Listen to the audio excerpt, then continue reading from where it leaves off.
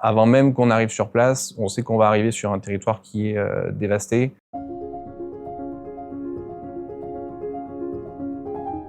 Je m'appelle Alexis Sauvert, j'ai 33 ans.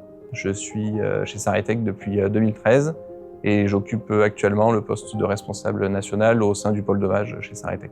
Récemment, à la suite du cyclone Chido qui a frappé l'île de Mayotte le 14 décembre 2024, qui a fait plusieurs milliers de sinistrés et des centaines de victimes, on s'est rendu sur place pour expertiser notamment un bâtiment professionnel de plus de 80 000 m² qui représentait un sinistre d'un enjeu de plusieurs dizaines de millions d'euros. Sur cette typologie d'expertise, on a fait ce qu'on appelle un travail en mode projet. Nous, c'est notre mission d'entraide, on y va pour aller aider les populations sinistrées, évaluer, les aider à reconstruire. On se fait accompagner d'économistes de la construction pour réaliser le chiffrage en termes de bâtiments, de spécialistes en pertes financières. Et donc, c'est rapidement un groupement d'experts qui réalise ce dossier.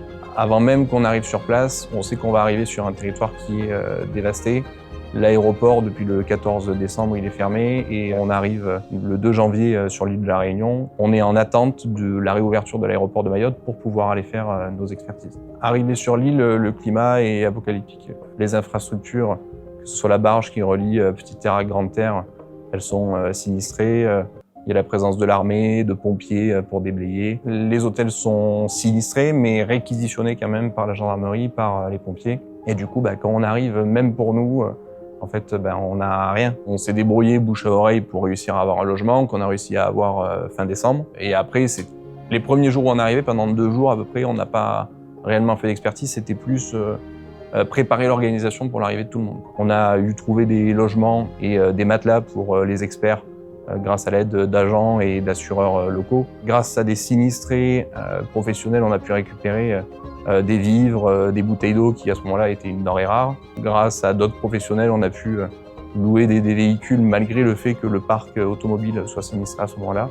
Humainement, du coup, on était plongé dans les populations locales, c'est-à-dire que dans les expertises, effectivement, on allait au contact des populations, mais même en dehors des expertises, que ce soit pour trouver de la nourriture, que ce soit pour les choses du quotidien, on avait toujours un contact, on avait toujours de la proximité, chose qu'on ne retrouve pas sur des entraides plus normales. Ce qui m'a marqué le plus dans nos expertises sur Mayotte, c'est l'entraide et la générosité qu'on pouvait recevoir, malgré le fait que les territoires soient dévastés et que ce soit difficile d'aller réaliser une entraide là-bas. Même au sein de la société, on a senti beaucoup de volontariat de la part des experts pour aller aider les populations. Et en fait, c'est là qu'on se rend compte que des événements comme ça, de cette ampleur-là, dans des sites sinistrés où on arrive, c'est le chaos, les populations sont démunies, ça redonne tout son sens aussi au métier d'expert qui vibre un peu pour ces moments d'entraide-là.